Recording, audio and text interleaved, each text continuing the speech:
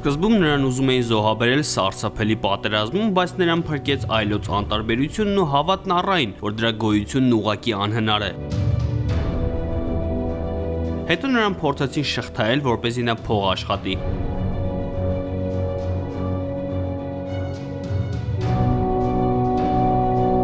Նրան ազատ արձակեցին ու ոչ ոք դա չնկատեց, իսկ երբ նկատեցին, արդեն չափազանց ուշ էր։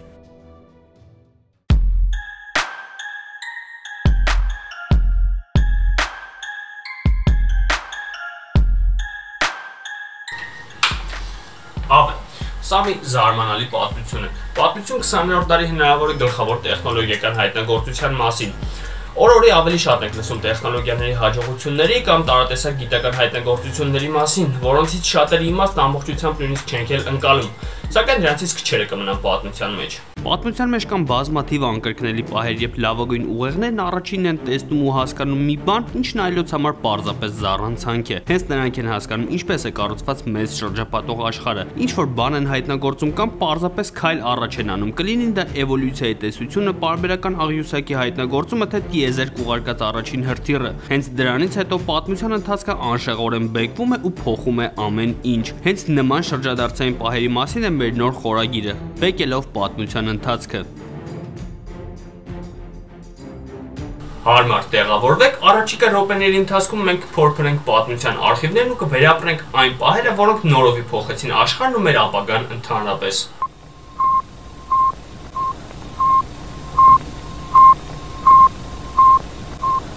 Այդ գիշեր ռադիոլսողները պատմության մեջ առաջին անգամ լսեցին այս տարօրինակ կարճ ազդանշանները։ Նախկինում եթերում երբեք նման բան չէր եղել, սակայն սա պարզապես ռադիոհաճախականության խափանում չէ, սա պատմության բեկումնային պահերից մեկն էր։ Հենց այսպես էլ Փոլ Բերոնն ու ամբողջ աշխարհն իմանում էին եղելությունը։ 1957 թվականի հոկտեմբերի 4-ին Խորհրդային Միությունը ուղեցիր հանեց պատմության մեջ առաջին արհեստական արբանյակը։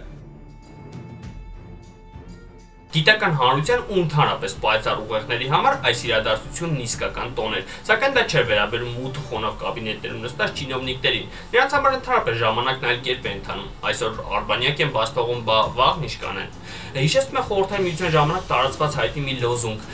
այսօր ջազս լսում, վաղը հայրենիքներ կդավաճանես։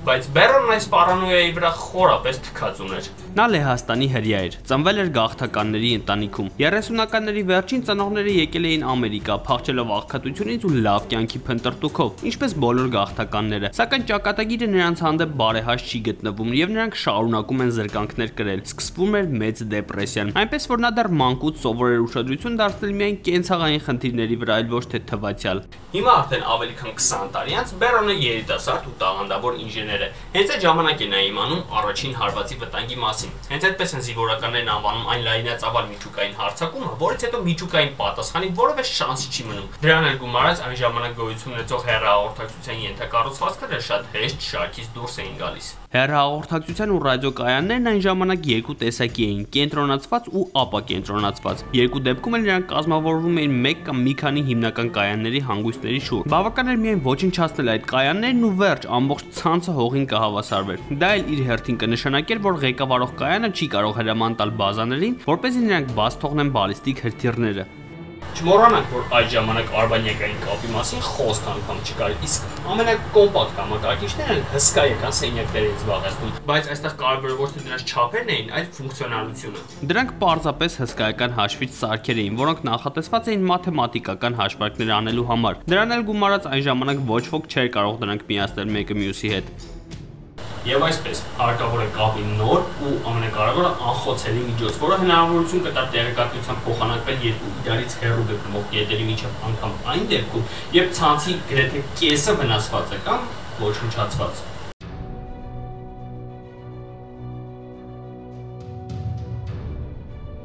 1960-ականներ նորագույն պատմության երևի թե ամենահագեցած տասնամյակներից մեկը։ Այդ ընթացքում տեղի են ունենում բաներ, որոնք ռադիկալ փոխեցին մարդկանց աշխարհայացքը։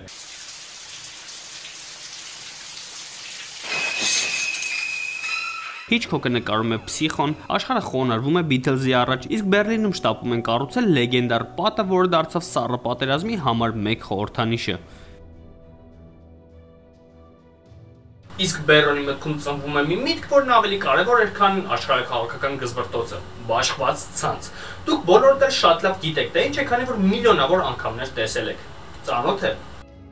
Նման ցանցը բազմաթիվ հանգույցներ ունի, որոնցից յուրաքանչյուրը կապված է իր հարևան հանգույցի հետ, այլ ոչ թե հիմնականների։ Նման ցանցը չունի ոչ կենտրոն, ոչ էլ կառուցվածք, հիերարխիա։ Բոլոր հանգույցներն ավտոմատ են ու դրանք չեն ղեկավարվում որևէ մեկի կողմից։ Չկան սենյակներում նստած մարդիկ, որոնք ուղարկում են հաղորդագրությունները կամ տեղափոխում են զանգը, ինչպես հեռախոսային ցանցերում էր։ Բայց դա չափազանց քիչ էր։ Մնում էր գլխավոր հարցը. ինչպես պետք է տեղեկատվությունը մի կետից հասցվեր մյուսն այն դեպքում, երբ հանգույցների մեծ մասը ոչնչացված կլիներ։ Ու այստեղ Բերոնը մշակում է իր երկրորդ հանճարեղ կոնցեպցիան։ Համաձայն դրա պարտադիր չէ տեղեկատվությունն ուղարկել ամբողջությամբ։ Դա կարելի էր անել մաս-մաս, փոքր բլոկներով, փաթեթներով, որոնք հանգույցից հանգույց տեղափոխվելով կհասնեին վերջնական կետին։ Ինժեներն այն անվանեց տաք կարտոֆիլի երթուղի։ Բոլորն են լսել այն միֆը, թե ինտերնետը ստեղծվել է ռազմական նպատակներով։ Իրականում այն սուտ չէ, բայց ճիշտ էլ չէ։ Այս նախադասությունը լսելիս տպավորություն է ստեղծվում, թե ինտերնետը ստեղծել են ԱՄՆ զինվորական կառույցները, սակայն իրականում ԱՄՆ զինվորականներն այն ժամանակ մի տեսակ թքած ունեին այդ գաղափարի վրա։ Թվում էր, թե այս գաղափարի համար Բերոնին պետք է պատեր մեդալներով ու անմիջապես լծվեն այն իրականություն դարձնելու գործին, չէ՞ որ սա ազգային անվտանգության հարց էր։ Սակայն տեղի ունենում այն, ինչին Բերոնը հոգեպես պատրաստ չէ։ Գործընկերներն ու ղեկավարությունն ասում են, որ տվյալների փոխանցման նման տեխնոլոգիան պարզապես անհնարին է, ու եթե տեխնոլոգիաների զարգացմանը զուգընթաց այն մի օր հնարավոր դառնա, ապա հաստատ չի աշխատելու։ Այս գաղափարի իրականացման դրա ճշմարտացիությունն ապացուցելու համար Բերոնը պայքարում է մի քանի տարի, բայց ապարդյուն։ Այդ ժամանակ նա դիմում է AT&T կորպորացիա, որը մալուխային հեռախոսակապի դարաշրջանի Google-ն էր։ Այնտեղ նրան նույն պատասխանն են տալիս՝ դա անել հնարավոր չէ։ Բերոնն արդեն վերջնականապես թևաթափ է լինում ու պատրաստ է հրաժարվել իր գաղափարից։ 1966 թվական։ Այդ ժամանակ էկրան է բարձրանում Star Trek-ի փորձնական էպիզոդը։ Beatles-ն արդեն հայտնի է ավելի, քան Հիսուսը, ինչպես ասում է Ջոն Լենոնը, իսկ Բերոնին զանգահարում է մի անծանոթ մարդ շատ ուրախ ձայնով։ Նա ներկայանում է որպես Ռոբերտ Թեյլոր, NASA-ի նախկին փորձագետներից մեկը համակարգչային գիտությունների գծով։ Հանդիպման ժամանակ պարզվում է, որ անծանոթի աչքերն են ժպտում։ Նա առաջարկը կփոխի Բերոնի կյանքն ու ինժեների անունը հավերժ կգրի գիտության ու տեխնոլոգիաների պատմության մեջ։ Ռոբերտը գիտնական էր, ունը թքած ուներ պետությունների միջուկային գզվրտոցի ու խնդիրների վրա։ Նրան բոլորովին այլ հարց էր հետաքրքրում։ Օր-օրի ավելի շատ գիտնականներ էին օգտվում համակարգիչներից, սակայն դրանք իրար հետ որևէ կապ չունեին։ Օրինակ, Միչիգանի կենսաբանների տվյալները հասանելի չեն Սիեթլում գտնվող իրենց գործընկերների համար։ Գիտական առաջընթացը կանգ էր առել։ Այդ խնդիրը լուծելու համար հեռանկարային տեխնոլոգիաների առկա գործակալությունը Թեյլորին $1 միլիոն են տալիս։ Ու նա սկսում է գիտնականների, այսպես ասած, հավաքական կազմել ու հրավիրում է նաև Բերոնին։ Ու բոլորով միասին նրանք սկսում են պատմություն կերտել։ Սա դες համար առաջին արբանյակը չէ, որ հպարտորեն ամբողջ աշխարհին ուղարկում է առաջին ազդանշանը։ Սա ընդհանրապես էկրանին գրված տարօրինակ բառ է LO LO։ Կարելի է մտածել, որ այնտեղ կարող է լինել LOL բառը, հավես կլիներ, բայց իրականում չէ։ Ինժեներները պարզապես ցանկանում էին ուղարկել login բառը, սակայն առաջին երկու տառերը հավաքելուց հետո համակարգը կախեց ու ստացվեց այսպիսի անիմաստ բառ LO։ 1969 թվականի դեկտեմբերի 29-ին աշխարհն անգամ չիմացավ այս իրադարձության մասին, չնայած հիմա էլ դրա մասին քիչ մարդ գիտի, սակայն չէ որ դա ամենաառաջին հաղորդագրությունն է, որն ուղարկվեց մի մեքենայից մյուսին։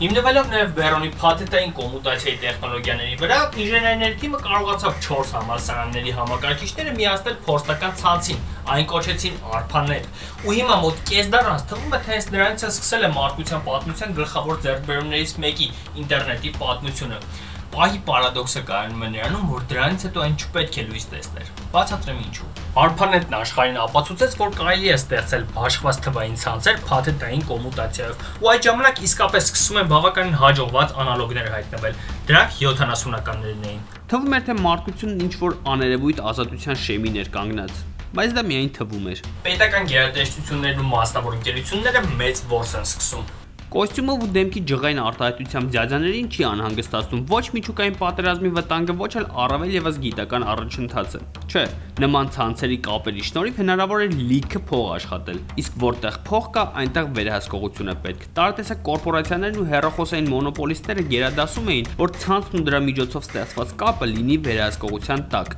Եվ այստեղ ի հայտ են գալիս երկու շատ լուրջ խնդիր։ Առաջին, բաշխված ցանցերն ապրիորի չեն կարող լինել վերահսկելի։ Դրանք չունեն ոչ կենտրոն, ոչ էլ հիմնական հենքային հանգույցներ։ Եվ երկրորդ, ինչպես իրար միացնել ոչ միայն առանձին համակարգիչները, որոնց տիպն օր-օրի ավելանում էր, այլև ամբողջական ցանցերը, արբանյակային, ռադիոալիքային եւ այլն, այնպիսիները, որոնք դեռ նոր պետք է ստեղծվեին։ Բյուրոկրատներն ու բիզնեսն իրենց չկորցրին։ Նրանք գտնում են ելքը, որն իրենց համար եւ վերահսկողություն կապահովեր, եւ տարատեսակ ցանցերին կստիպեր, այսպես ասած, խոսել իրար հետ ընդհանուր լեզվով։ Ինժեներները մշակում են OSI-ը, բաց ցանցերի փոխգործակցության մոդելը։ Ավելի պարզ բացատրեմ, թե սա ինչ է։ Պատկերացրեք, որ դուրս եք գալիս փողոց եւ ինչ-որ անծանոթ մարդ բռնում է ձեր ձեռքից եւ ձեզ ուղեկցում այնքան ժամանակ, մինչեւ կհասնեք ձեր նպատակակետին։ Եվ այդպես ամեն անգամ, ուր էլ որ գնաք, անգամ զուգարան։ Ահա թե ինչ էին հորինել մութ ու խոնավ կաբինետներում նստած կոստյումով ու ջղային դեմքով դյաջաները, որ իրականացման համար հսկայական ռեսուրսներ ծախսեցին։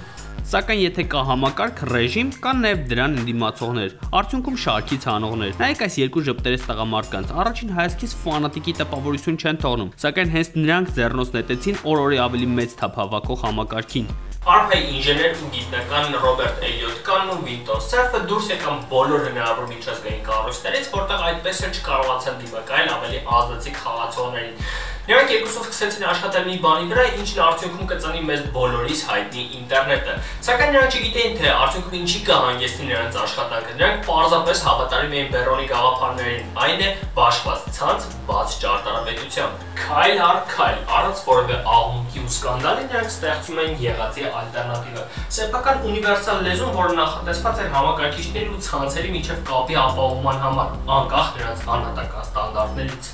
Ի տարբերություն OSI-ի ստեղծողների, Կանն ու Սերֆը առաջարկեցին երկու պրոտոկոլ։ Մեկը նախատեսված էր տվյալների փոխանցման կառավարման համար, մյուսը ցանցում տեղափոխումն ու շարժը կազմակերպելու համար, TCP/IP։ Դա նույնքան պատմական իրադարձություն էր, ինչպես ARPANET-ի հայտնագործումը։ Գործակեր գիտնականները փորձարկում են նորարարությունն ու չեն կարողանում կանգ առնել, այն իսկապես շատ լավն էր։ Իդեպ, մենք մինչև օրս օգտվում ենք հենց այդ պրոտոկոլից։ Այն պարզապես գրավում է բոլոր հետազոտողներին ու համալսարաններին։ Ցանցն անընդհատ սկսում է աճել։ Իհարկե, օր-օրի հայտ էին գալիս նաև նորանոր խնդիրներ, սակայն լավագույն ուղերձները կարողանում են միասին գտնել դրանց լուծումը։ Զարմանալի է, թե այդ նորաստեղծ աշխարհն ինչքան բաց ու ազատ էր։ Կարծես աստվածաշնչյան Եդեմի այգին լիներ։ Սակայն երազանքի կործանումը տեղի ունեցավ նույն աստվածաշնչյան սցենարով, հետաքրքրասիրությունից։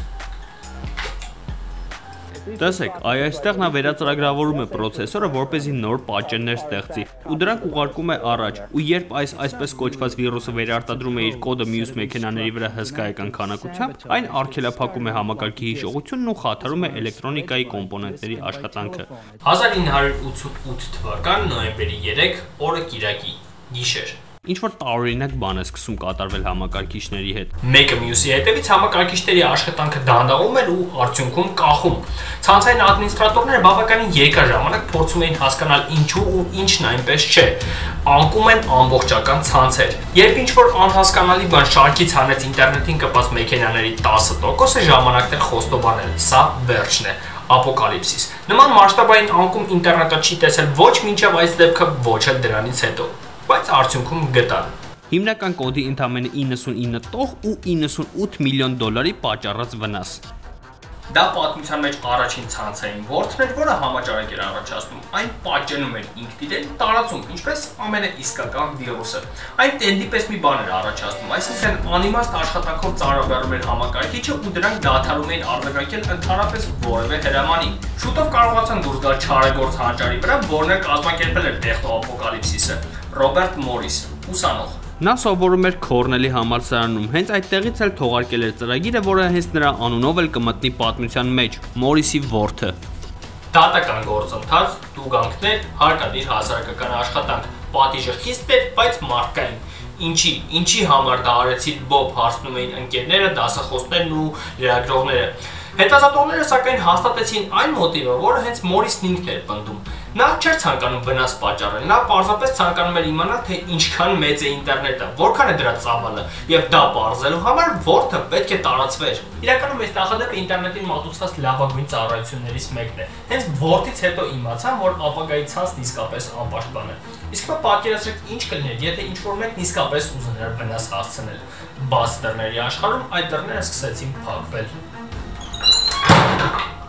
Հետաքրքիր է, ինչպես կզարգանար ինտերնետը, եթե հենց ամենասկզբից ինչ-որ մեկը փորձեր այն պաշտպանել վտանգներից կամ սպառնալիքներից, սակայն այն ժամանակների համար դա վտանգավոր չէր։ Այն ժամանակ ինտերնետը զարգանում էր այնպիսի տեմպերով, որ ինքն իր հետևից չէր հարցնում։ Դրան էլ գումարած նրան դեռ մեկ քայլ պակասում էր, որպեսզի այն դառնա իսկապես գլոբալ ֆենոմեն։ Ես թողարկման սկզբում ասացի, որ ինտերնետը կարելի է համարել 20-րդ դարի գլխավոր հայտնագործություններից մեկը, բայց անկեղծ լինենք, միթե այն այս տեսքը պետք է ունենար։ Բարև Փեդ, բարև Ջին, դու կարող ես գտնել 7776 էջը։ Չես ուզում արդեն հաղորդագրություն ուղարկել։ Հա իհարկե։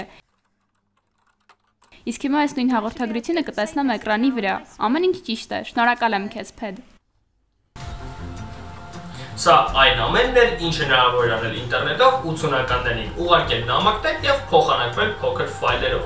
Գնալով օրորի ավելի էին շատանում անհատական համակարգիչները, PC-ները, սակայն բոլոր անհրաժեշտ բաները դրանցով հնարավոր էր անել նաեւ առանց ինտերնետին կապնելու։ Նման պայմաններում ինտերնետը շատերի համար անիմաստ ու թանկարժեք թիթիզություն էր։ Պետք է ընդլայնել դրա հնարավորություններն ու անել այնպես, որ այն դառնա իսկապես գլոբալ ֆենոմեն։ Բայց ինչպես։ CERN-ի գիտնականներից մեկը Tim Berners-Lee նկատեց, որ ամբողջ ցանցում տեղեկատվության փոխգործակցությունը չգիտես ինչու գծային է։ Ուզում ես ստանալ քեզ անհրաժեշտ ֆայլը, այն քեզ կամ կուղարկեն կամ ինքն էլ գնա այդ հասցեով ու վերցրու։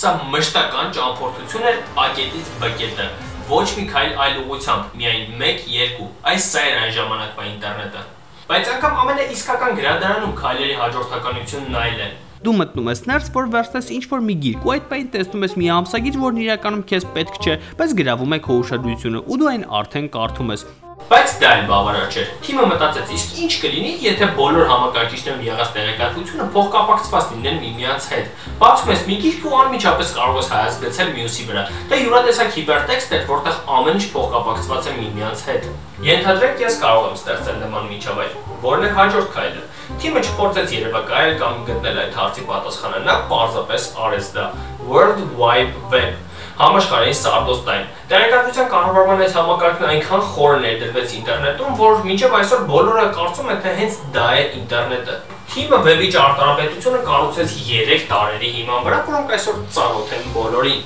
Առաջինը հիպերտեքստային նշագրման լեզուն է HTML, երկրորդը էջերի հասանելիության ու նրանց միջև նավիգացիայի մեխանիզմը HTTP, երրորդը հատուկ հասցեական կոդ, որը ներդրվում է յուրաքանչյուր հիպերտեքստային փաստաթղթում URL։ Berners-Lee անհամեմատելիորեն հեշտացրեց ինտերնետից օգտվելը։ Նրա հայտնագործության ամբողջ վեհությունն այն է, որ նոր համակարգը նա թողարկեց համալսարանի պատերից դուրս, այսպես ասած բաց թողեց բաց ու բովանդակ աշխարհ։ 1991 թվականի հունվարին համաշխարհային սարդոստայնը հասանելի դարձավ բոլորին, իսկ նոյեմբերին թողարկեցին պատմության առաջին վեբ կայքը, ու դա իհարկե CERN-ում ստեղծված էջ էր։